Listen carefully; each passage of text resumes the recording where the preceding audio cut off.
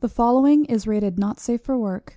It contains strong language, adult situations, and lots of spoilers. Discretion is advised.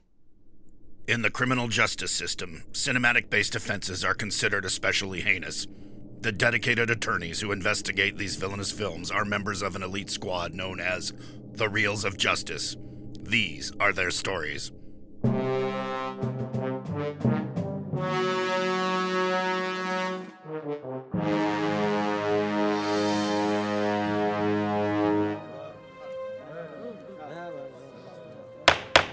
Order, please, order. The Reels of Justice is now in session. Judge Maynard Bangs presiding. Your eyes for the Honorable Judge Bangs.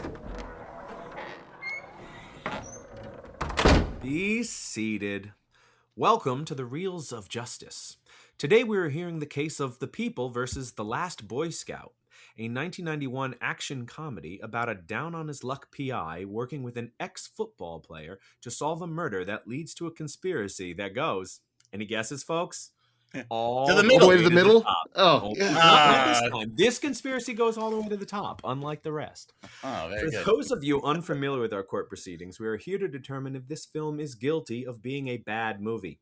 As always in this courtroom, films are to be considered excellent until proven awful, and the burden of proof lies upon the prosecution to prove beyond a shadow of a reasonable doubt that this film is guilty. Mr. Dylan J. Schlender, you are representing the prosecution. You may present your opening statement. Thank you, Your Honor. And in the interest of currying your favor, I won't point out your verbal stumbles. But well, let's look at some. Let's look at some bigger stumbles and fumbles, if we will, with The Last Boy Scout. I have the strangest feeling of deja vu, Your Honor. This reminds me so much of my case against the last action hero. You have the same writer, Shane Black, saying, "Oh, this isn't the script I wrote. Everything got out of control." He seems to say that a lot, doesn't he, ladies and gentlemen of the jury? Could it just be that maybe Shane Black's not very good at writing scripts? I mean, maybe one day we'll see something that he actually wrote that didn't get any studio meddling, but that wasn't happening in 1991. And we have the director saying the same things. Too many cooks in the kitchen, I believe is what he said. Very interesting. And then, of course, Stuart Baird coming in to do the emergency editing of this feature, which speaks to why it feels so slapdash. The ADR making it seem like Bruce Willis and Damon Wayans are talking in separate rooms to mannequin facsimiles of each other. Not that the acting is much better than a mannequin, I suppose. So, as the case goes on, we're going to look at the technical deficiencies that we see present in this movie, the jumbled story, and what kind of case would I bring if I didn't mention the conflicting tones, Your Honor. So, that is where we are going today, and just like Bruce Willis, I have decided that I will be prepared. Did Shane Black write The Last Samurai? It would make a lot of sense if he did. He did write The Last Starfighter. But thank you, Mr. Schlender. Appearing on behalf of the defense is Mr. Hunter Stair. Please present your opening statement. It's a very simple thing. I think if you actually watch this movie and you didn't enjoy it, you are dead inside. You hate fun. Damn it. And you don't like things, and you're a miserable person who actually looks for flaws in order to give yourself a reason to not enjoy something. There are flaws to this movie. I will never make the argument that this is a flawless film. I don't think there are many non-flawed films out there, and this is definitely not one of those. It has many, many, many flaws. But for some reason, it all works. I don't know why. Did Tony Scott, did he phone in maybe doing too much and just made this look like a generic Tony Scott movie? Well, that's great. There's nothing wrong with that. Did Shane Black throw in too many, he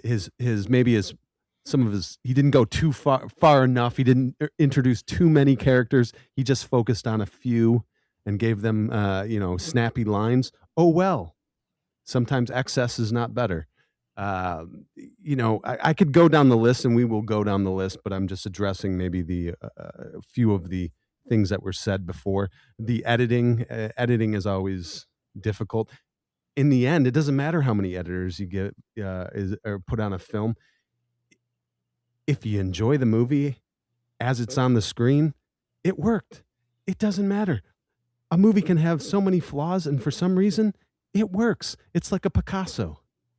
It's not perfectly made, but it works. It's fun. You remember this movie. When it's done, you have a smile on your face.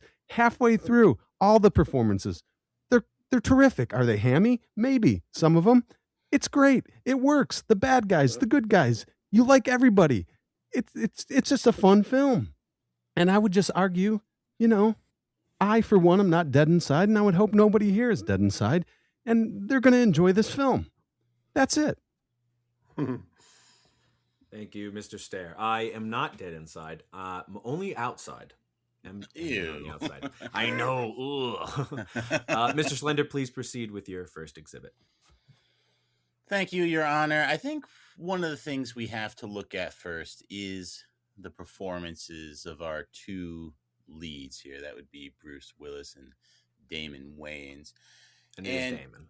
Yes. And the script that they have to work with here is not particularly strong. Their dialogue with each other is pretty wooden. It's pretty corny. It's supposed to be snappy, but Bruce Willis is just kind of too mumbly for it. He doesn't have that flair that he had in Die Hard, or even Die Hard 2, or even another movie we found guilty in this courtroom, Hudson Hawk.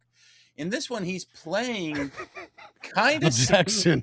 Yes, please. You do not hold Hudson Hawk against Bruce Willis on this We already film. have. We already have, Okay, yeah. He's done his time. He's done his time. That's not the film on trial today. It's not on trial. I'm saying it's the same year. And it's a different film. I am saying it was found guilty in this courtroom, and he had a stronger performance in that. That's what I'm saying. So I don't think it's Willis's performance that will get this over the line. And it's certainly not going to be Wayne's either, because the two actors don't really understand how to play off of each other, right? Like they're the same polarity, so they're just clashing too much, but not in a fun Lethal Weapon way, which is obviously what Shane Black was going for. I mean, that's probably why the script sold for over $1 million. Like the studios were hoping they were having another Lethal Weapon on their hands. And obviously that didn't end up happening. That kind of fizzled. I mean, how many Last Boy Scout movies are there? How many have Joe Pesci? And how by many definition, of them there have could only Jet be Li? one, right? I think there's some factual issues with this. I'd love to hear this. I think this is a deconstruction of the buddy cop thing. I think he was killing Lethal Weapon with these two. I think your argument is actually the point of the film. Ooh, and can you speak more on that? In what Yeah, ways does it I'm not kill buying that. or challenge the genre? Because it's because of the cynical nature of the world that's been created. This is a completely corrupt world. They aren't cops in this. They are two. We see them as flawed people, but when you look at it, the reason why they're not successful is because of they aren't flawed. They're good people. They're moral people. It just is not. I just don't think it works as a like cop on like two cops who are fighting evil. It doesn't seem like they fit. Like this was ever intended to go beyond one film. I guess ultimately is what I'm looking at. It was basically two people who have completely separate lives that are coming together, and they're not becoming partners. I think it would be literally closer. become partners at the end of the movie. That's the last Well, scene. they talk about it, but I think a lot of this movie is moving away from 80s tropes into 90s tropes, which is very cynical. And I think that's also what he says at the end of the movie. I think this is a very cynical take. So on the buddy genre, I think if the closest thing that it wouldn't be Lethal Weapon, it would be 48 Hours, which I don't think it could play on that either.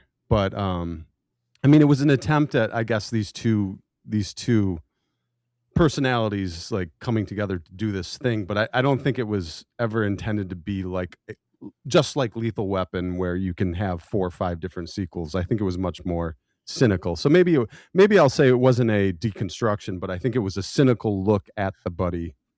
All right, now count. that's interesting, because I think that argument might have some purchase, and it actually might explain why the studio freaked out with what the movie was, and then why they called in Stuart Baird to re-edit it and basically wrest the control out of Tony Scott's hands. Maybe it was moving in a direction the studio wasn't comfortable with, just like we saw with The Last Action Hero. But I think just a way to kind of thread the needle on the cynical point, I do think the characters themselves are a little cynical because they're a little jaded, but you're right, they're good guys at the end of the day. But if the movie itself were to be cynical, which maybe the original script was going to move more in that direction, Shane Black said that there was going to be much less action. He said it just became bloated with action at the end. Tony Scott said the same thing. Again, both of them very dissatisfied with the final product.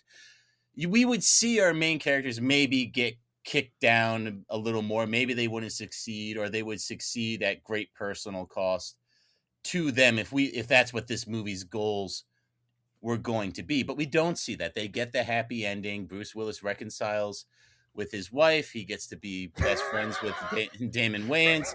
It was an interesting reconciliation. Well, I mean, but hey, how you consider it. But they do, though. I mean, at least they're on the path for it. Who knows what was going to happen in the last Boy Scout 2, Boy Scouts in the Hood? I mean, we don't know. I believe the title was for One Boy Scout More. If I can just interject real fast, the resolution between him and his wife, if you want to compare this with something like a Die Hard, okay, where their marriage is in trouble, I don't know if their marriage can be. It's a depressing view on a relationship, I will say. This was never intended to really go beyond this one this one movie, because it wasn't a happy ending. It was kind of like I guess that's better than nothing. I disagree. I think the ending was played to be a satisfactory resolution. Everyone got closure. And frankly, this idea of it was only supposed to be one movie, that's what bad movies say. We all know people would crank out sequels if the thing was really popular and successful and people were attached to it. I mean, I don't know. I wouldn't put that. I wouldn't pin that on a good or bad Schindler's List too. scenario. You know? Yeah, exactly. Oh no, but for this kind of formulaic action movie, 100%. I mean, like, where's even the direct-to-TV hacker, for crying out loud, with, I don't know, let's say Luke Perry or someone, like that never happened. But anyway, I think this is a way to close the door on 80s action films and begin the 90s. That's why I don't think this was intended to go beyond this one film. It was basically shutting the door on our notions of what an action movie was in the 80s, and now how cynical things are going to be moving forward. I think Last Action Hero did more to kill the genre, because I think there was still appetite for it, but it was market forces that really did it. I don't think suddenly people like Paramount watched The Last Boy Scout and said, "Mon Dieu, we're cooked." It's like, I don't know why they speak French at Paramount, but they could. So I don't know. I don't think the jury's going to buy that one. I think this was just ultimately it feels a piece of those Lethal Weapon. And you said like 48 Hours, like those kind of buddy cop movies. Granted, they're not actually cops in this, I suppose. But I don't think we're moving into that hole. It's taking down the genre, closing the door, in the way something like The Last Action Hero really was a nail in the coffin for the genre. But I'd be willing to move on to my next point, Your Honor. Oh, sure. Please do.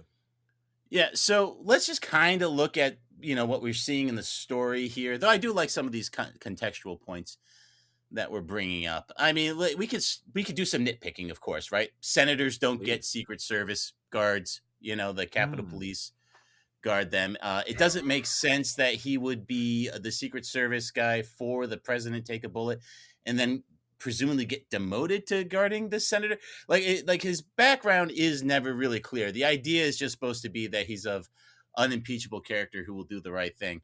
But let me tell you something. If a Secret Service agent knocks out a senator and if he really is this Boy Scout, he would testify in front of a subcommittee. You know, like, I don't think this thing's necessarily getting buried. I think they bit off a bit more than they could chew. Objection. Go for it. He's basing this observation on the presumption that the world that this is taking place in is the world that we live in. And I would disagree with that. This is a world where everybody is corrupt and bad, and he was knocked down because he was the last Boy Scout. He's the one person who was willing to do something right, and he is continually punished until he's on the bottom of I guess law enforcement. Yeah, okay, but then at the end of the movie, he punches out the senator again, seemingly for no reason. It isn't arrested. So yeah, this is not our world, because this crazy stuff wouldn't happen. People would make smarter decisions, and these things wouldn't be here. I understand it's a movie; it needs to happen. But if we're looking at the context of this world of Bruce Willis's character, you know, it does strain credulity while you're watching it. That's my point. I mean, I do take your point that, you know, exactly what were the circumstances behind his detail of this senator. Perhaps he was running for, maybe he was a vice president. See, I was thinking maybe he was running for president or something too. I mean, like, there are potential explanations. I'm not saying there aren't, but I'm just saying the movie's not interested in them, and they're ultimately just kind of throwaway scenes because it's more important that the movie wants Damon Wayans and Bruce Willis to have a personal stake against the two main bad guys. Even never mind the fact that one of them just, you know, murdered Damon Wayans' girlfriend. Like, that's enough buy-in right there, you know, but they had to add the senator. And also we have to look at kind of just how silly this is, like today, you know, like, sports gambling, you know, this idea like the NFL is on the ropes. I mean, none of that stuff was really objection. Out, you know? Once again, you can't judge today's. I certainly can. Corrupt gambling. Buy it or not. if I could make your argument for you, the more ridiculous thing is that the $6 million back then was a lot of money for a NFL team owner. If you want to create a correlation between the actual NFL. Well, now, if I can argue your point, it's not technically the NFL. They play on Friday night. Exactly. I don't think this is the NFL. If anything, this is some sort of. If this is the UFL. Yeah, that's all I was thinking too. Also, the XFL. If only I'd love the scramble at the beginning. All right, but here, actually, you know what? It was kind of funny. I mean, this is a bit more of a nitpick and a quibble. But that beginning Friday Night Football song where they're showing, like, they're doing the credit. I thought they were like doing the credits in universe for like the football production show. No. And then it said like Halle Berry. I'm like, oh no, these are the real credits. Like, what the hell are they doing? I mean, we could just rest my case just on the opening credits. Honestly, like, if I were you, I would. But I mean, we could just end this now, because it's impossible to watch those opening credits without having a huge smile on your face and wondering where you're about to go and how fun this movie's about to be. Okay, Schlender, let's talk about that. Well, you know what? I was ready for some football. You know what I was not ready for was an NFL player who's being bribed to score touchdowns. That doesn't make any sense. As if he hasn't been trying very hard before. Yeah. You got to understand. I just want to make a point. This is showing you how sadistic this world is that we are about to enter. They're not playing hey, don't score touchdowns to make money. No, you score touchdowns or you're finished. They're just enjoying. There's a certain amount of sadism in this world that shows. Well, speaking of the sadism, because you're talking about and this goes to the conflicting tones point that I like bringing up so much, especially for Bruce Willis movies for some reason. yes, like the opening, it's Friday Night Football theme. Like it sounds very authentic. It sounds really real. John Tesh could have written that for all we know. It was really good. But then we move on and the football player is running out there gunning down people. It's like, what the hell? It is very jarring. Wonderful. And this movie does want to be an action comedy. The only problem is we kind of saw this with like Hudson Hawk too. It's not good at controlling. I know. I'm just saying though, it's just not good at controlling the dials, right? Because we're seeing like graphic headshots, like bullet wounds in the head. I mean, like Bruce Willis holds a loaded gun with his finger on the trigger to his daughter's head. That's not funny. That's gut wrenching, and they play it for a laugh, and it's like, what the hell are you doing? And then my dad always thought it was funny. God, that one, I was just think on your feet. They needed a car. I mean, then point the gun at him, the guy who has the keys. They're trying to save a stadium from being exploded. Oh my God. Yeah. And oh man, what a convoluted plot that is as well. Like, we're going to give him the $6 million, but it's actually going to be a bomb that we're going to show you handing off to them to frame you for his murder, assuming he opens up the bomb, the briefcase himself, and doesn't have one of his seemingly numerous henchmen do it.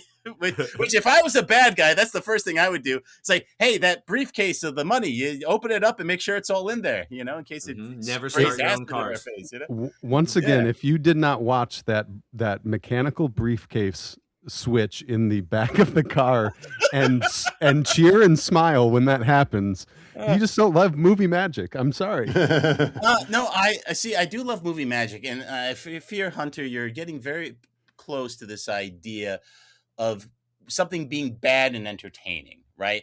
And that's the thing. We're laughing at how absurd this is. It's not played for a laugh in the movie. The Brazilianaire, as we saw him in Nothing But Trouble, another guilty movie here, he's not switching the briefcase to get a chuckle out of the audience. Like, that's serious business. That's how they actually plan on killing a sitting senator. And then it turns into... Okay, Damon Wayans throws a football with a hand that just got shot that deflects several automatic bullets. It's a perfect metaphor for the movie. I want to hear the metaphor. Hunter, please, tell me how it's a perfect. You metaphor. have to save the day with the hand. Like, there's nothing perfect in this film. You're going to have to throw. Well, okay. You're gonna. He has to save the day with a hand that just has been shot. Nothing's set up to happen perfectly. And does he do it? Yeah, he does. I mean, that's the closest thing to the counting clock. They give hurdles to as many hurdles as possible to the heroes in this as they can, and they're fun. Ultimately, at the end of the day, all these hurdles. No, I mean, I'll give you that, because that's kind of what we see with Bruce Willis. That's like his bread and butter, is like he's outmatched, he's outgunned, and he has to kind of use his wits. But in this one, like, the enemies are just so stupid. I mean, we got to stick with this forest scene. Never mind how silly switching the briefcase is. The kid just walking out with the gun in the puppet and him doing a whole bit. It's like, for the love of God. I mean, look, I know this is a problem with like every action movie, but I'm going to start prosecuting every action movie. If you need to kill a guy, just shoot him. I might have to, Your Honor. I'm prosecuting this, for crying out loud, It's only a matter of time. How ironic that is. So. Yeah, I know. It's only a matter of time before I have to prosecute a Bronson movie, and then I'll retire. My point being... I'll shoot you before I see it. Like, again, like you have... Thank you. You'll have to shoot me twice. So anyway, my point being, again, this kind of goes back to the conflicting tones. It kind of goes with you laughing at the movie, like the movie not really playing for laughs. It's like, you're not laughing because Bruce Willis is making silly voices with the puppet. You're laughing at how absurd it is and how everyone else is cracking up. It's like, dude, this isn't funny. Like the would-be pimp shooter, laughing at the fat jokes. It's like, dude, these are not funny, man. Like, you're not cracking up. Okay. Like this. That was a reference to the film. Okay, I was just making sure. Oh, yeah. the would-be pimp. Okay, gotcha. Yeah. Yeah. That's actually on Ben's dating profile, I believe. But my point. It's actually my band name. Get your facts straight. There it is. There it is. Which is on your dating profile. Go see them. They're going to be in Denver May 30th. My point being, the reaction that you're getting from the movie, like within the movie universe, right? Again, all these people cracking up, everything. You're not cracking up because of that. You're cracking up at how ridiculous it all is. The enjoyment you're getting from this movie is how over the top bad these things are and how implausible these things are. That's not what the movie was going for. If you're arguing it was supposed to be like a cynical deconstruction or it's trying to close the door on these 80s things, then why is it being so ridiculous and over the top?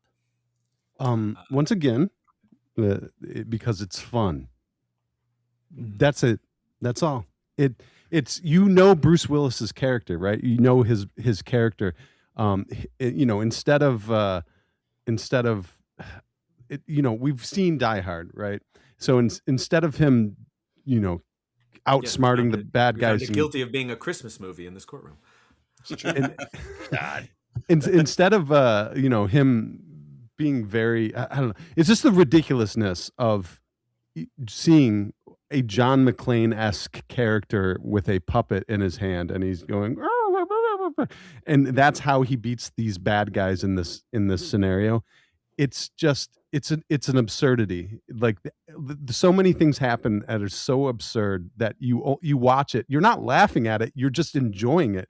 You're completely along for the ride at that point. And from the bench, do you think John McClane would not weaponize a puppet? I don't think that Joe Hollenbeck would weaponize the puppet until his daughter came in. He didn't want to, but because his and by the way, the daughter has not been mentioned, and she is the best part of this film. One of the best parts, not all, but the best performance, I would say. And he, what's happening, what's about to happen, and you can't wait to see how it's about to be pulled off. And when he actually does the puppet voice and then shoots a guy, it's just fun to watch. That's it, because of the absurdity of it.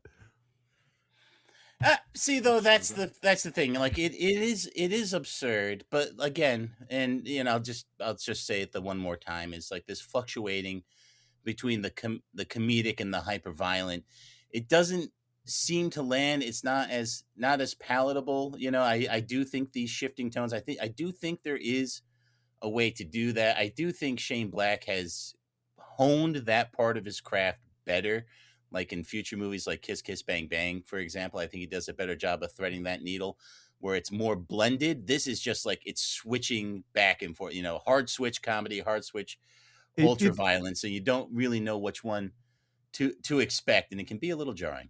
It is. I will agree. I'll give you this. It is jarring, but you got to remember that this was a movie that was basically hearkening to what we are about to see. Which isn't I think that more of that has to do with the rush editing job too that they brought Stuart Baird in for. So I think that's just remember that the ultra violence and the comedy was about to like really take shape in the 90s. I think that it took a lot of people trying to adjust what was about to be heralded. That's the word I was looking for. It was heralding what was about to happen in the 90s, that there was a tonal shift in how violence and sort of comedy was about to happen. And you see this ultimately with obviously Pulp Fiction, a few years later doing this sort of, and then Tarantino's obviously his career, but all these other things happening. And you even look how Tony Scott shot some of this stuff. I mean, this movie has the 90s written all over it. And it's not, is it imperfect? Yes, it's not perfect, but when you look at it, like this was the first one to really make an attempt to try to marry a lot of the stuff that you were about to see moving forward. Yeah, I think you can extract a few things from this movie, but just because you can mine a nugget here and there doesn't save it from being bad. I'll point to another precedent here. We acknowledge Superman 3, that they mined a few interesting things from that, and we still found it guilty. How dare you remind me of Superman 3? I know. See, this is why like every other case. This is because it's good precedent. What can I say? It's like there's only two people who use precedent in this court. It's me and Marty, for crying out loud. Superman 3 was the Joe Hallenbeck of Supermans in there. Gritty. I might not disagree. Is that plural? Anyway, Your Honor, I'm comfortable resting the case for the prosecution on that last point about the conflicting tones. We'll definitely have to let the jury decide on that one, because we've both said a lot on it. I'm sure they will. But the prosecution is rested. So, Mr. Stair, you may present any further exhibits you would like to present in defense of the film. Okay, in defense. Beautiful. Well, first off, Tony Scott. Let's just briefly mention like the egos going around on this. There were a lot of egos, and I think everybody was ultimately gunning for the sort of creative control of this, and I think ultimately went to Joel Silver, who was the producer of the film, and he kind of had the final say. Bruce Willis did not like working with Damon Wayans, and vice versa. Shane Black, I'm not sure what his relationship was like with Tony Scott, but I know he had his problems with Joel Silver. But I think ultimately who these people are is still on screen. Oddly enough, I think this is very much a Tony Scott film. Just because they didn't like it at the end, I still think it is representative of all of these people's works who had a bad taste in their mouth. And unfortunately, or fortunately for them, it's unfortunate that they didn't enjoy it, because I think ultimately it was a very fun movie that they should have, been very happy with. But fortunately for us, I think at the end of the day, it worked. They made it work. If I were to go with Tony Scott, and if I could talk a little bit about what we saw in the 90s, I mean, why am I blanking on his name right now? The director of Alien 3, David Fincher. David Fincher. If David Fincher were to produce a football game, I don't think he could do any better of a job than how Tony Scott shot a version of the NFL in this. Not a light on this damn football game. It is one of the weirdest, it just really takes you out of it's jarring to just see how it was shot. But this is very much, so this darkness is what we're going to see moving forward, and how Tony Scott made a football game look like this. This isn't The Hunger, right? This isn't like vampires and Mist. This was a national football game, apparently on a Friday night, and it's shot with I don't know, a couple flashlights, and it's incredible to watch. When I watched this as a kid, the reason why I chose this film is because when I watched this as a kid, I wasn't sure that if I liked it or not. I mean, at the end, I had a smile on my face, but I was like, what did I just see? And it took me a while watching it to appreciate it. And I was too young. I was 10 or 11 when I watched this. And it was later, this movie kept sticking with me through my life. And I remember in college, especially that strip club scene. Sure. I remember being in college and somebody asking me what my guilty pleasure movie was. And there's plenty that I could have said, but the first one that came to my mind was The Last Boy Scout. And since then, after really, I didn't know this was Tony Scott. I didn't know who that was when I was 10. I just remember that, man, movies looked so cool, back then with the smoke. There was just certain ones. And it was all the ones that I was speaking on. It was you see a little bit of it in Top Gun, and then Beverly Hills Cop 2, but the one that always stuck out was this, and True Romance, obviously. that he'd go on, and then I went back and looked at it, and I was like, oh man, this movie looks like a million bucks. It looks like $115 million, which I believe is much better. Better. I think the budget I'm looking at is a $43 million budget. Anyways, it looks fantastic. Also, there are some action scenes in this movie that rival a John Woo film. When Halle Berry is killed, when during her kill, when Bruce Willis comes running out in slow motion, he was dead the whole time. I was gonna say that. I know, but you're too late, baby. The slow motion, the fog coming out, it looks fantastic. It's I forgot about those action sequences in there. Speaking of sort of like these 90 action tropes that we're about to see, you see that here. I think this is before. Was this before Hard Target? The year before. Yeah. So I mean, even before John Woo got here, we're getting this. So there's just, I think Tony Scott and looking at his cinematographer Ward Russell, they worked together to make this movie look incredible. Everything looks incredible. It looks like a movie. I like movies that in a movie like this, I want a movie that looks like a movie. I want drama in how things are shot. I like slow motion in action.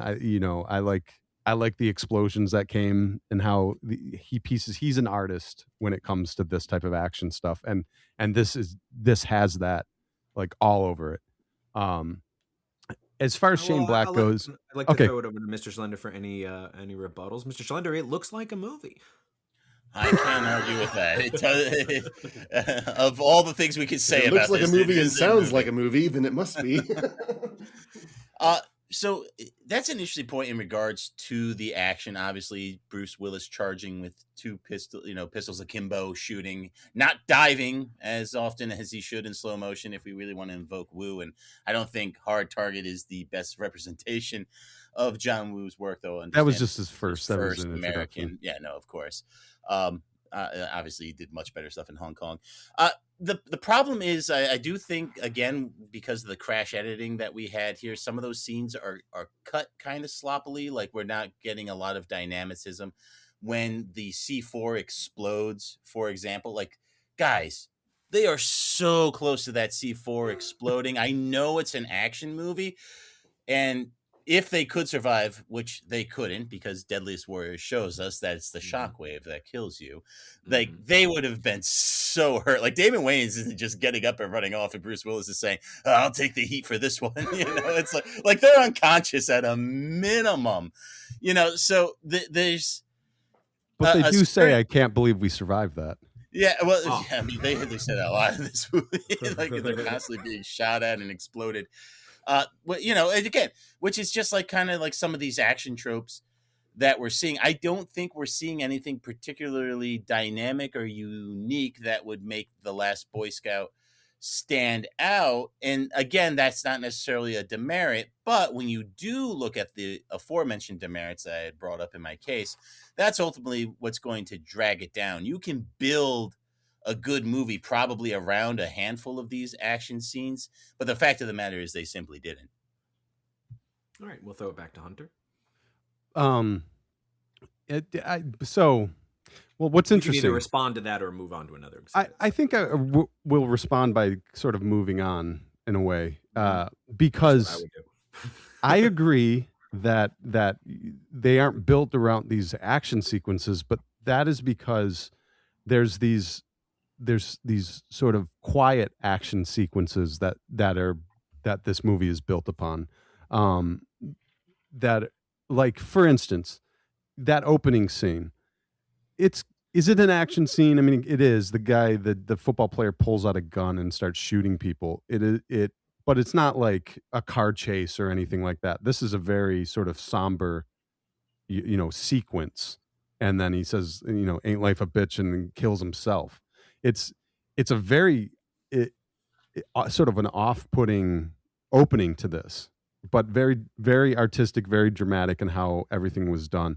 Then later, I think really the most memorable scene out of this film is when Joe Hollenbeck is being kind of tortured. Basically, he was being brought in front of the bad guy in order so the bad guy could explain his plan to him. And one of the henchmen is basically punching Bruce Willis because he asked him for a cigarette, and he tells him, touch me again and I'll kill you. And the henchman, by the way, the best part of the film, and just drop this in quickly, the sadistic evil bad guys in this are terrific. And I wish I had the name of the it's actor. a good thing they all have such a good Taylor sense of Negron? humor, though. It's the only way he's able to beat him. Is that Taylor Negron, Ryan? Yes. Taylor Negron. No, that wasn't Taylor Negron. He was he wasn't the one that was killed. He does get killed though.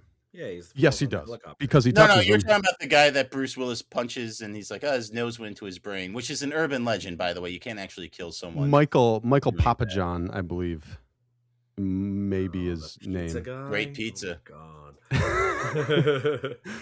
God. It may not be him. Anyways, he tells him, touch me again, I'll kill you, and then he punches his nose through his brain.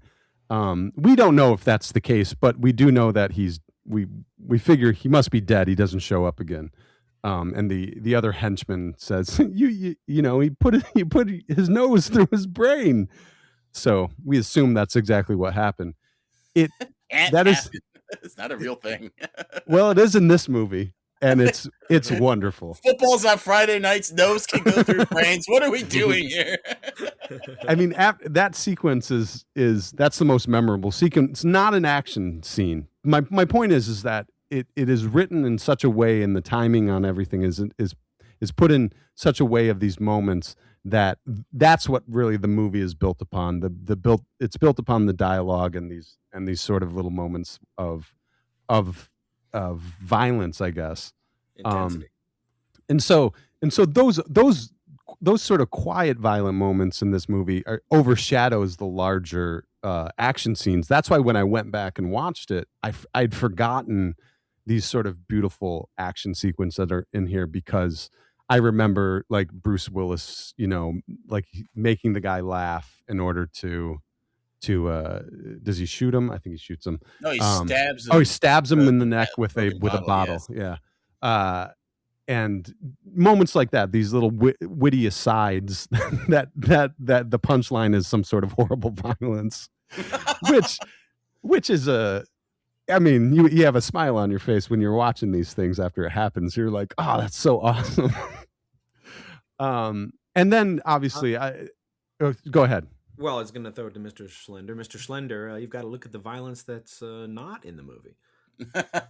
No, I would just say that I think the brutal it's kind of like brutalist tactics and maximalism that we're seeing from Bruce Willis's character in some of those scenes. We even see it earlier when he first meets Damon Wayans, and he catches the punch and then throws him down. And then he says, "I'm getting too old for this," even though he's only 36. I mean, like, Bruce Willis lived a hard life. That was old back then. Yeah, that was 90s old, They didn't get much older than that. Then they started getting the black lung. Yeah, exactly. But again, I just chalk that up to the conflicting tones again. And I do think like some of the dialogue in like these one-liners, like they're just delivered, like it's just so flat. And we know Bruce Willis is capable of being over the top, because he's like over the top when he's making the puppet talk, right? So like he could put a little spin, a little pizzazz on some of these lines, but it's not stank, Your Honor. It's slightly different than stank. No. But it feels like he's just kind of. That was Damon Wayans' job. Yeah, it feels like he's just reading them off a cue card.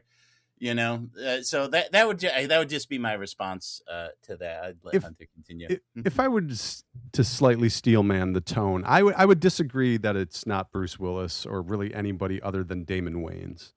Damon Wayans. So everybody in this movie is pretty much established, and I just briefly mentioned like a lot of people pick sort of cult films and, oh, this is actually a great film and whatever. This film, I think, actively harmed a lot of people's careers. But I don't think you are on the defense. I'm not saying it's deserved, is what I'm saying. I'm saying this is a true cult film and that it wasn't well received, but I think it was because people didn't watch it or appreciate it, really. I think people who rented this were obsessed with it and was like, why doesn't everybody like this? It's such a fun film.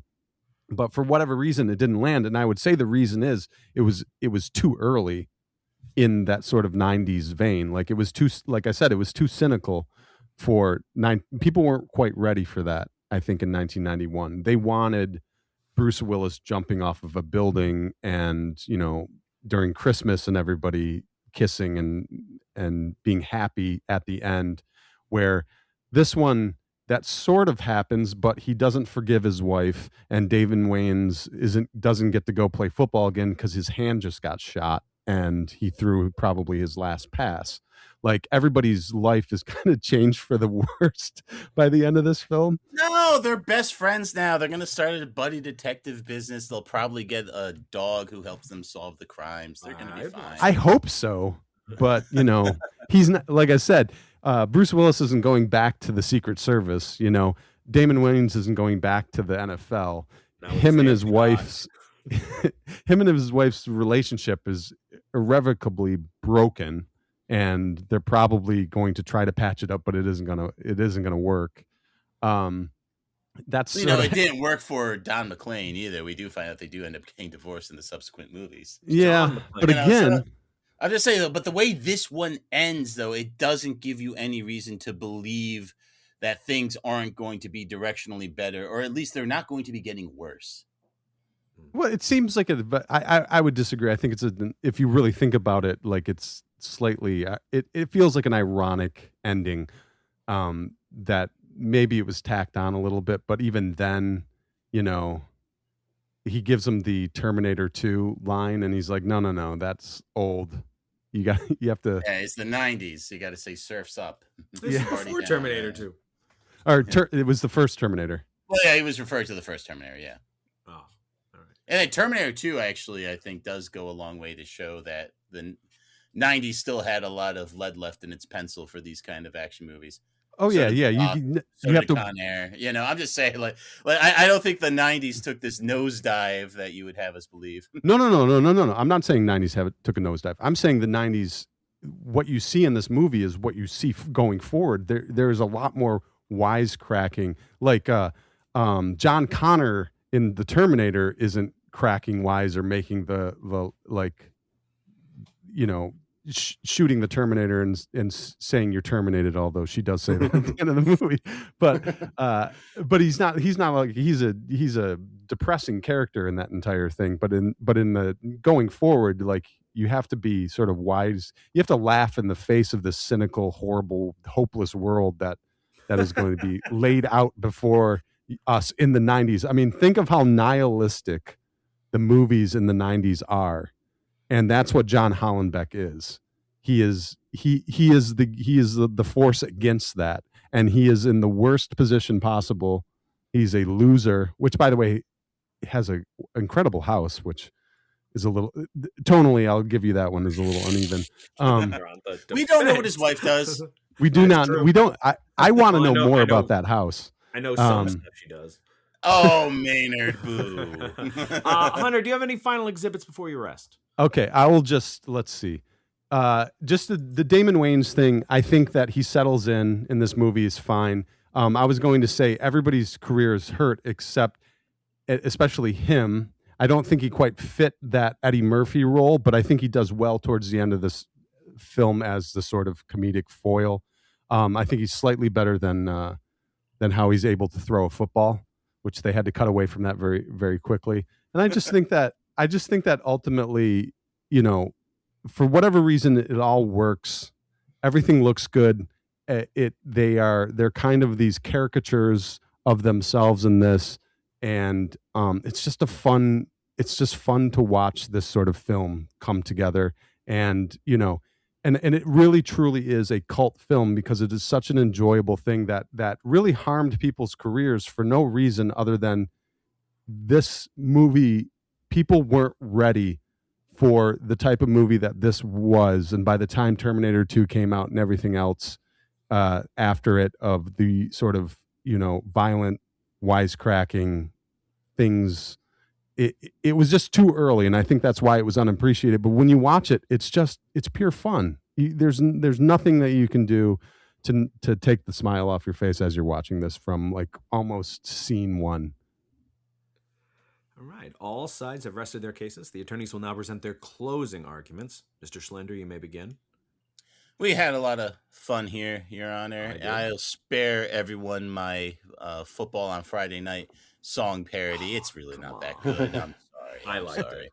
Please? Thank you. No, I was so close to writing one because usually people sing on this show, but I just People didn't. sing. I didn't. Not I one didn't- person in particular. People. It's plural. not. There are other people who sing. We have a category where we nominate. It does happen a lot. So I want to use my closing argument to address one last little thing that Hunter said, because I think it's illustrative of kind of what the problem is of the whole movie is with Damon Wayans. He has one really good line in this movie that he delivers flawlessly, and I think you could see a glimpse of what they wanted the movie to be, and that's when he goes, "Okay, what would Joe do? He'd kill everyone and he'd smoke a lot." It's just like that was perfect. That's what his character needed to be, but we never really got to see that. And I do think a lot of that has to do with Joel Silver being overbearing. It does have a lot to do with how it was edited and cut together. And I remind the court, we do talk sometimes about how creators feel about their work and how much we should weigh that. We just talked about that in Rocky V not too long ago. And I don't think that axiomatically makes something bad because the creators don't like it. When the creators don't like it, and they're actually giving good reasons why, and they're explaining the better decisions that could have been made, I find that to be very illustrative. I find like when Sly Stallone would go on to make Rocky Balboa to make up for Rocky V, you do see that real vision. I think once Shane Black was able to start directing his own writing, like Kiss Kiss Bang Bang, like Iron Man 3, we're able to actually see his vision a little more clearly, and his excuse of studio meddling, messing up The Last Action Hero, messing up The Last Boy Scout, the last, everything's the last with this guy. And it's Christmas, The Last Christmas. That's going to be the last movie he ever makes. So I think we can weigh that pretty heavily in this case because the facts bear out. It doesn't come across as someone who's just frustrated or has an axe to grind. And again, I'll just mention those conflicting tones, the hard shifts from comedy. I mean, even right at the beginning, the Friday night football to the shooting on the field, to the suicide, to the bullet wounds in the head, holding the gun to the head of his own kid. There's a lot of problems in this movie, and I'm willing to accept a lot of those are from Joel Silver. I'm willing to accept a lot of them are from studio meddling.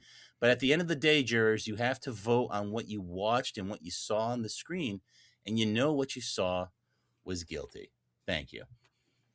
Thank you. Mr. Hunter Stair, please present your closing argument. I think the prosecution made my case for me whenever they speak on these horrible things that they claim are in this movie, and then he laughs as if he's enjoying the absurdity of what he just said. I think he would admit that it was enjoyable, these things. He's speaking mostly on the tonality, and I would point again that it's not a differing of tones per se, but it is the single tone is absurdity in this film. It is a sort of it is the proverbial turning it up to 11 on all these performances and these characters and the action sequences and the hilarious parody that starts it, and then the dramatic filming of the football game and the the Texas billionaire who's a caricature, who's the bad guy, and obviously the horrible senator who you hear doesn't take the money from the Texas billionaire because it wasn't enough. Everything is just these sort of bad or good stereotypes turned up to 11 and played for absurdity. So the reason why it has these, ebbs and flows of sort of these serious absurd moments and then these comic tones is because, one, you're breaking the tension a little bit, right? But two, every the Joe Hollenbeck character, that's him, that wisecracking detective is turned up to 11. Everything is absurd. The whole tone of this movie is absurdity. You're just quibbling at how it's done. That I couldn't imagine a movie that is this fun and absurd that only had sort of that just a dramatic tone or just a comedic tone.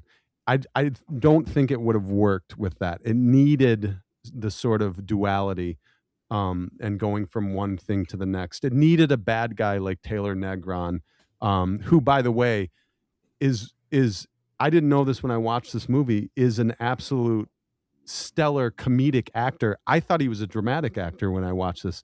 He's such a good sociopath in this. And once again, himself is playing this absurd bad guy character that is memorable in this thing. And of course, he dies in getting splattered by the blades of a helicopter. Would that happen in real life?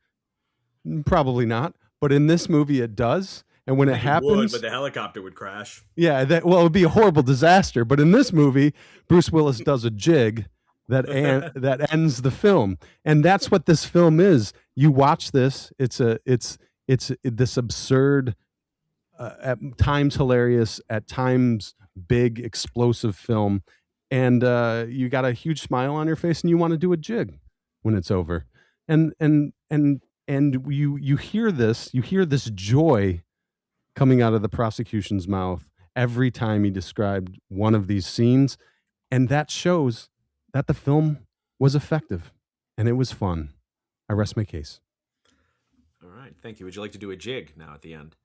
I am. I'm already doing it. You just can't see me. Wow. Hey, no, right. We can see it because we're all in a courtroom together. Thank you both. Members of the jury, Mr. Big Ben Haslar, Mr. Maynard Bangs, and Mr. You're a real bastard, you know that? Ryan Luis Rodriguez. You have all heard the facts Maynard. concerning this case. It is now up to you to determine if this film is guilty of being a bad movie. The bailiff will escort you to the deliberation room to render your verdict. Right this way? You know, it's a shame that Friday Night Slaughter Ball never really took off. I'd watch it. I'd say I'd watch that. Give sudden death a whole new meaning, doesn't it? Death row. Make that real. Oh, that'd be sick. All right. I'm the foreperson, and whoo boy, these people cared a lot more about this movie than I did.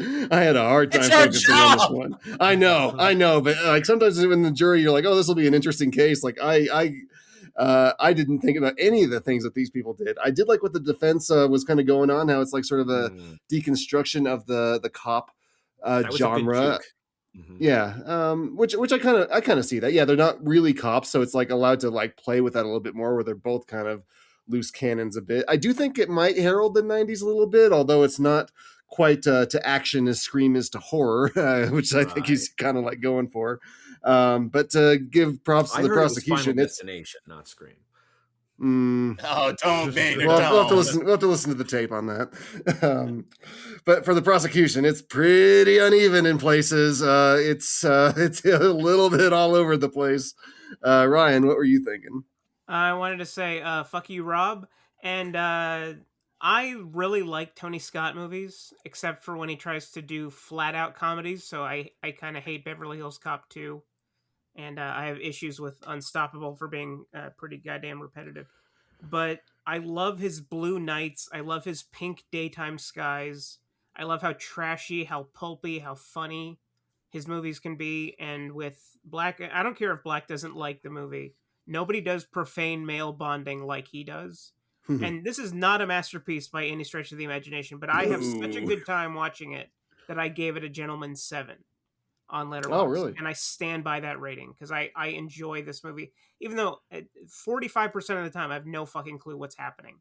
So the prosecutor and defender like know these people, and you know these people. I don't know who Tony Scott is. Do you think that like kind of colors your opinion a bit, like knowing? I think it does. I think it's a very much an auteurist kind of thing where you gotta get into the Tony Scott aesthetic before you can really hammer down what's going on in the film, because he is definitely an authorial hand in the pure making of a product. And all you got to do is look at what Hunter mentioned earlier, the Hunger, his debut film, is one of the most stylish, like amazing looking films that has ever been made. And you can say that he gets substantially more confident as he goes on, and his movies look better and better as a result. And he's the kind of guy who will put 12 cameras on a set, each pointed at a different thing, and then in the editing go, okay, this cuts here, this flows here, this goes like that. So it's not a surprise that they had to have an emergency editor for this movie, especially if Joel Silver was responsible. But yeah, Tony Scott. Couldn't he have done it with 11 cameras? When will he learn? Tony Scott is one of those people that you're either into or you're not. And for the longest time, I wasn't. But then I kind of opened my eyes and stopped being such an asshole. And now I'm really into Tony Scott. What happened? Yeah, Maynard, what resonated with you? I had trouble following the story of this film. There's so many bad guys, and there's, I guess, what they consider twists, but a lot of it's done in dialogue. Like they're telling you what's going on, right? Really, rather than showing you. So like it's hard to actually know what the plot or it's like one guy dies, and it's like, okay, now we have to kill Halle Berry later just to like sort of reinforce that these are bad guys. Right. So the story wasn't really here, but I thought there was a lot of chemistry between Wayans and Willis, and I'm not really the biggest Willis fan. I did kind of think he's just sort of. I think this is kind of the same wry humor he has in Die Hard. I don't see it as being that different, like, oh, come have a party, or kind of like a David Harbour sort of thing. Right. Like John McClane's funny. And so is Hollenbach. I mean, he's funny in this too. So I think it's him kind of playing his greatest hits. I think they're kind of being like, do Die Hard again, but we got you a buddy. Which is what? The second Die Hard? Yeah? He gets a buddy? He doesn't have a buddy in Die Hard. Third, yeah. Yeah, the second one's in an airport. So I liked the tone. I didn't think there were conflicting tones. I didn't think that I didn't think that the comedy was absurd the way that the defense had said. I don't read absurdity from this. Everything in Who Framed Roger Rabbit is absurd. You don't think like the briefcase switching like in the trunk or something like that, and like nobody notices but Bruce? Like that's a little weird. Come on. It's unlikely. I wouldn't say it's absurd. I wouldn't say it's comedically absurd. I wouldn't say it's not broad humor. It does bring a smile to your face. I'll agree with that. I would it's lighthearted. But I don't know if you actually laugh at it. I'm not sure everything in this movie is actually cranked up to 11. I think it's kind of cranked up more to like a 6.5. And if anything, it could be cranked up a little bit more. I would appreciate a little more cranking. But this is all about, is it a bad movie? And if I had paid my, who knows what a ticket was in 1991, 50 cents. $6.50. And you could get a donut too. I think if I paid my ticket in 1991, I wouldn't have walked out disappointed. And then as a viewer in 2026, like, hey, there's real explosions and it's not all CGI. Love that. So it does look good. As far as the story, I couldn't really follow it. But I wouldn't say it's a good movie, but I think it gets over the line for me. So I'll lock in Not Guilty. Mr. Rodriguez. Not guilty, baby. Not guilty. So it doesn't matter what I'm saying. It matters. This it's just barely over the line. I wouldn't give it a 7. I would give this like a gentleman's 6. 6.5. It's just it's a little bit more fun than a 50-50 movie. So I wouldn't watch it again, but I'm happy to let it slide. We'll make it unanimous and say not guilty. So let's go tell that very handsome judge.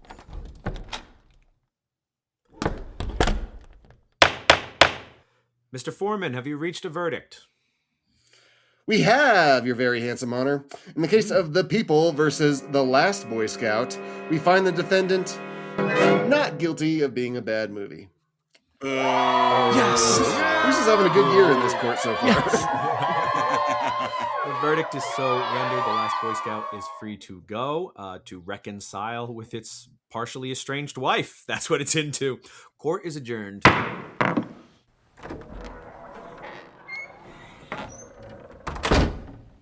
This is Grumbly Grumblerson, furious every time I have to stand in for Earth 3 Mumbly Mumblerson. Reporting to you live from outside the Reels of Justice, Dylan J. Schlender, you magnificent bastard. Would you care to share your thoughts on the jury's verdict? Well, hi, Grumbly. I can't say I'm too surprised. It was a good-spirited case, and I think we addressed the appropriate deficiencies of the movie. There's something about this movie that I want to enjoy more, but I can't see myself going back to it the way you would go back to like a Lethal Weapon or a Con Air or something. It's missing something. I wish I knew what that was. I might have been able to have a better case if I did. So I'll talk to you all in the post show. That is exactly what it is. Thank you. We cracked the code. Screw you. And here comes Hunter Stair with the magnificent, hair. Excuse me, can we get a word on how you feel about today's verdict? I'm very happy. I do feel that I maybe was a little personally involved in this film, and I got a little muddled. But I forgot to mention that a limousine fell from the sky upside down into a pool, and I think that would have nailed the absurdity defense a little bit better. But ultimately, it was 3-0 in our favor, and I think I did a good enough job to defend The Last Boy Scout, which is a fun movie. And if you didn't know what was going on, I recommend watching it one more time, and you'll find things and enjoy it even more the second time around. Thank you. I highly doubt that. That's all we have from the courthouse today. Let's go back to the studio for post-trial analysis. I'm off to hell to visit Mumbly 1.0. I don't like how freely Grumbly can move through the multiverse. I don't think it's safe. He has too many powers. He's like Superman. He's not going to the multiverse. He's going to hell. It's a different dimension, but it's not a different Schlenzo-verse. Anyway, we've talked enough about this movie. I want to nice talk job, about Hunter. Yeah, congrats, Hunter. 3-0 first time. That's Well, very rare. It was the movie, not me. I will say that. No, not really, actually. I was shocked by how competent the arguments against this movie were, and I was not. You came in thinking prepared. we were fucking morons. I thought these guys were going to be idiots. Well, we are podcasters, it is fun, and then like cards on the table. I actually do really enjoy this movie. I know. I could hear it in your voice. I know. You were smiling every time you were knocking this movie down. I could hear it. Thinking of Halle Berry. Yeah, I know. I mean, everyone knows how much I love Halle Berry. But no, but there is something just a little bit missing from this. Like I can't see myself rewatching it a lot, but I am glad I did watch it, and it does have a lot of fun elements. So, well, I would love to hear from the audience. Yeah, it probably is the too many cooks. Like you can kind of feel that. I think. Yeah, no, there's definitely a better movie in here for sure, but this is perfectly fine. I will sleep well tonight, boys. Do not worry. Will. That's what you think. So Hunter, what keeps you busy when you're not here? What are you usually doing when you're not defending? Usually I have another podcast too, and that keeps me very busy. And the name of this podcast? The name of these two podcasts is Beyond Yacht Rock 2000 and the Yacht or Nyacht Podcast, and that keeps me very busy. So if you look those up, you'll see some probably worse arguments about stuff from me. Or hear them. You don't see them. And you complete the set, right? Like we've had your other co-hosts on, so we punched the card. That's what I've get a free sub. It was a dream of mine. I'm very happy. The real question is Big Ben's band, the Wannabe Pimps, on the boat? I'm gonna have to go to the. I have to go. Yeah, come on, come on, give it. I can't. I don't have the power myself. Oh well, Ryan can fill in for the other three. And, no, it's like a Captain Planet situation. Which one has a monkey? They didn't all get monkeys. That's what's crap. want They to don't need monkeys. That's what a man with no monkey would say. So the Beyond Yacht Rock is where you come up with the new genres. Yes, we create new genres. What's some of your I've heard some great Camaro summer stuff. What's your hit genre that's just taken over the streets? Boy, it's a good question. I think it's Dirty Tigers, and I think that It's a great one. Basically, Dirty Tigers are typically foreign-based films that are trying to be American action movies or like big blockbuster American movies, not necessarily action, but mostly. And in order to do that, they create American songs in them, and they're just a little off. Mm-hmm. And these are songs you had never heard of because a lot of these movies are European, but they're big American rock and roll blockbusters, and there's just something off about them. They're hilarious. Yeah, like English isn't typically their first language kind of thing. Yeah. Or they just don't quite understand the American sort of blockbuster soundtrack song.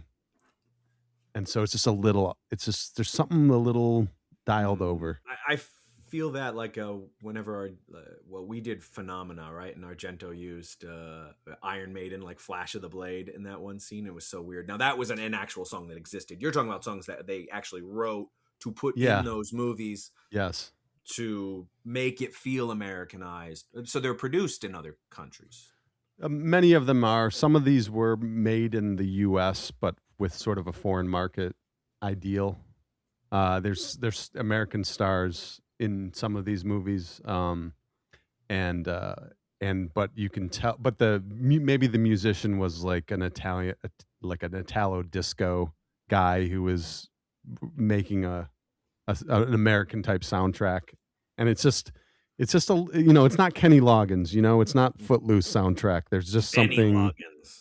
There's just something off about these songs, and I went through so many foreign films I'd never heard of to look for these soundtracks, and they exist. They exist all over the world.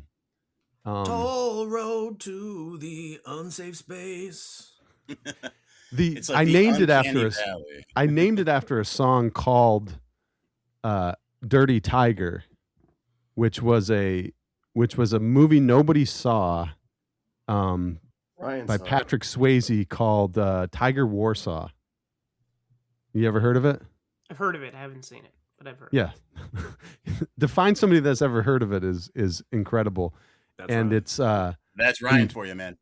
for the apparently the East German market, they called it Dirty Tiger, and then created a song just for that market called Dirty Tiger, and it's an incredible song. I really recommend that song to everybody. I'm going to add it to my playlist right now. And then the twist was Dirty Tiger was the number one Dirty Tiger, even though you explicitly said it wasn't going to be. Yeah. Which was just hilarious. Good. That's the kind of I just wanted to make them listen to it twice. I know. I loved it. That's worth it. Now, we always ask for recommendations from our guests for movies that you think people should see. So, Hunter, what is a movie you think people should see? This is a movie that I saw over the summer. I was having a Dirty Tiger summer. And it is a movie called, and let's see if anybody knows it. It's called Brass Target. No. Has anybody ever heard of this movie? Ryan's heard of it. Ryan, help him. Save our cred. Have you seen it? I've not seen it, but I've heard. Okay. It is a, when we're talking about a movie that you can't quite follow the plot and it's a bit absurd, it's this, but basically it's about General Patton, that it was a conspiracy. He was killed. He wasn't killed in a car accident. He was killed in an assassination made to look like a car accident. Ooh. And in order to, I think, steal like Nazi gold or something like that. And the main star is John Cassavetes, and Sophia Loren's in it. George Kennedy from Naked Gun is General Patton, and the villain is Max von Sydow. And it's Ooh. the whole thing is absurd, but man, it is so well directed, and the cinematography is incredible. The shots that they choose, everything in it is it's incredible, and it's a really great it's a great movie to watch. It's again, going back to this absurdity thing, it gets a little absurd of how convoluted it is to that General Patton was killed in a car accident by a bullet. I don't want to spoil. I don't want to. Why is it always Nazi gold in these things?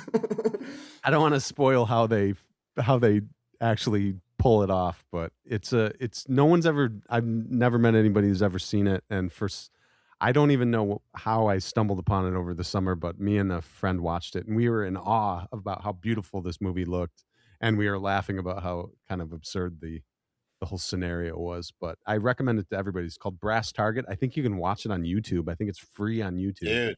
And it's got Robert Vaughn and Bruce Davis in it. Oh, It yeah. sounds awesome. Yeah, I'm good. This is up my alley. I was gotta going to say check that George out. Kennedy as Patton already had me, and now I really want to Right. see a Naked Gun kind of comedy with George Kennedy as Patton. I hope it's like a really screwball Patton.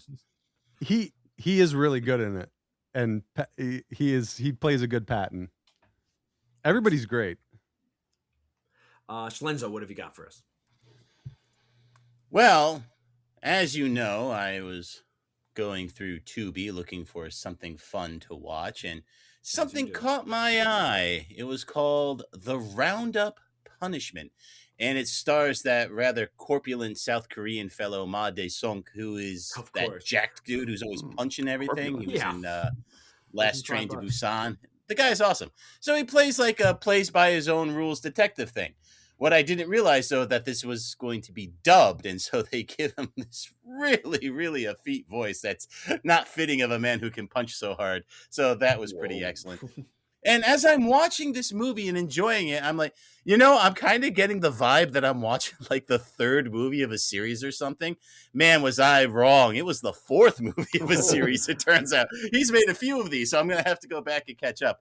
But the basic plot is that there's a bunch of illegal online gambling dens that this supervillain is making, and then the detective has to team up with the tech squad, and I guess his whole running gag is that he's awful with technology, like he doesn't even know how to use his cell phone, so he has to work with the tech squad. So it does marry a lot of good cop action and humor in this with a few memorable characters. I found it overall to be very enjoyable, and honestly, you don't need the first three movies for it to make sense, but you kind of pick up on where some of these characters would otherwise be. But it's just kind of nice in a movie where a character just shows up. It's like, yes, obviously I know him. I've lived a whole life before this movie actually happened. Why wouldn't I know people? Instead of, oh, this is the guy I met way back when, bucka, bucka, bucka. It's like, just have him in the movie. It works. So it's a fun watch, good action, okay story, very bad dub though, so I would much rather watch it subbed probably in the future for the other movies in that series. Streaming on Tubi. Where else, baby? Easy dub. Mm-hmm. Now, I'm glad to see Bruce Willis back in the court today. It seems No, like, you're not. It seems like just yesterday we were trying The Sixth Sense, and now he's back again. And my recommendation today features his co-star from The Sixth Sense, the vastly more talented Haley Joel Osment. So that means it can only be one of two movies, because those are the only other two he ever did, right? And it isn't Pay It Forward, so it must be 2001's AI, Artificial Intelligence, which I was shocked to find was not on the Supposed to be letterbox. Secondhand Lions. Right, because I thought it was going to be Mixed Nuts. Stop it. Stop naming Haley Joel Osment movies. Because it seems really in Big Ben and Rye Guy's wheelhouse. After being abandoned by his total bitch of an adoptive mother, a young android boy seeks to become a real boy in order to earn her love. Now, this film famously started development in the 70s under this court's favorite pervert, director Stanley Kubrick, but it stayed stuck in development hell because Kubrick never thought a human child could satisfy the role and hoped instead to use CGI. Yuck. However, Stanley Kubrick didn't count on You were going to say a real robot knowing Kubrick. That would have been chill. Now, but what Kubrick didn't count on was early 2000s child actor Jesus, Haley Joel Osment. And while Haley Joel's performance it's good, I wouldn't say it's great, I actually think the character of an emotionless kind of robot doesn't fully take advantage of his talent, as expressive as he is, and I'm not sure why Kubrick thought a human child could never do this. Maybe Kubrick didn't give child actors enough credit. I mean, it's a really difficult industry. I've been trying to break into child acting for a few years now, and I still can't get my foot in the door. God damn it. Anyway, following his death in 1999, Stanley Kubrick found it incredibly difficult to keep fulfilling his directorial duties. And the reins of the project were handed off to flash-in-the-pan director Steven Spielberg, who ultimately dedicated the final product to Kubrick. And that final product definitely feels like an amalgamation of the two directors, what with Spielberg's use of excellent animatronics from Stan Winston to bring Teddy the bear to life, favorite character, and you can really see Kubrick's influence in choosing to make Jude Law's character a sex bot. And, of course, it wouldn't be a Kubrick movie if I had any fucking clue what was going on in the last act, so I think he would be proud. If you want to check out some real artificial intelligence, by which I mean fictional artificial intelligence, anyway, not like that pattern recognition slop they're trying to sell you, you can check out AI, Artificial Intelligence, which is streaming on MGM+. Is that a thing now, Ryan? Yes, it is. Damn. Good luck to anyone. Everybody's got a plus Amazon these days. affiliate. Like everyone's got a plus. Amazon affiliate. Got it. Watch it on Amazon then. Big Ben, what have you got? I still have a number of recommendations I want to get through, but they're all a little harder to track down, or they clock in at over 3 hours. And my time for the next few months is limited, so I will debut a new series of recommendations of justice called Ben's Never Seen. Popular films on my watch list that, you guess it, I've never seen, even though everyone else has. And it did turn out to be somewhat on topic in the court with the direction that things went in the 90s. It's Reservoir Dogs. I fear the running theme of Ben's Never Seen is that part of the reason I've waited so long to see it is people talked about them so much I feel that I basically have, even though I haven't. And that's true here for sure, be it because I've seen Tarantino master his style in later films that started here, or that has been quoted to death around me. The fact remains I cannot put myself in the headspace I'm in when I'm watching a film for the first time. Tarantino isn't my guy, but I do see the skill that's evident in his work. They're annoyingly good, given the number of things that he does that I hate, like overly long exposition scenes, which the characters feel more like cutouts than people were actually curious about, or this weird obsession with the N-word. At least in Django Unchained, it kind of made sense, but here, like, he just goes weirdly out of his way to put it in. But this, being his first film, is also where he discovered the way that he was allowed to get around all of that. He has a tremendous ability to cast very earnest actors who can more than fill the gaps his writing style leaves. So no real surprises here. It's violent, it's self-indulgent, it's crime noir, but honestly, it's annoyingly good. That's what people say about me, too. I'm surprised you haven't seen it. Yeah, no, that's the whole point of these bit. No, but I'm also surprised it hasn't been recommended either, I guess. But I am a little that's what is surprised, going to happen. too, Ben's going to start filling in like the very obvious stuff we should have recommended. See, it's brilliant. See the like levels he's I work rising, on? yeah. I think we should give the job to Schlenzo, make his recommendations better. No. less Bronson movies. Ryan, send us on home. My recommendation is a French animated film from directors Chiara Malta and Sebastian Laudenbach, Chicken for Linda, from 2023. It's a story light on plot but heavy on incident, following a widowed mother's quest to acquire a chicken for her daughter Linda's dinner. Sounds simple, right? Because it is. Yes. The animation style is painterly with heavy brushstrokes, each character given a distinct color palette. While it wasn't the greatest animated film of that year, that would be The Boy and the Heron still, but it's definitely in the top 3, and the Academy completely dropped the ball by letting it pass by without even a pity nomination. It's great if you have kids. It's great if you're childless. It's great, period. Chicken for Linda is streaming exclusively on the Criterion Channel. Support your local library. Awesome. Excellent. Schlenzo's definitely going to watch that one. Oh, yeah, no, these are some good recommendations today. I'm going to watch all of these. Yeah. Really? Even... well, not yours, Maynard. Well, you're going to watch You know Reservoir I Dogs? I'll be watching Reservoir Dogs, yeah. Oh, okay. Fine. No, excellent. Well, then Actually, I would rewatch AI now that I'm thinking about it. No, I'm watching all of these. You're right. You got We're it. all watching it. Exactly. Especially for Jude Law's sex bot. And you can bring your own home soon, probably. But with that, we are all out of show, but we want to thank our guest, Hunter Stair, for joining us. Thank you so much, Hunter. Thank you for having me. It was fun. We'd love to have you back, and you can pick up another movie you'd like to defend, even if you don't love it. But we'll make sure we have you back, and we're gonna have all the yacht guys back to fight each other too in a tournament of champions. You're gonna have to arrange that, Hunter. So but if king of the yacht, I am king of the yacht. Yeah, if they won't take the challenge, they don't listen to me. They don't listen to me. Well, they forfeit anyway if they don't show up, and you win. You're champion. Okay. Everyone will join us for that, as well as the reels of justice keep turning. Count it. Rotor death. Please follow us on Twitter at Reels of Justice, Instagram Reels of Justice, and Facebook.com/Reels of Justice.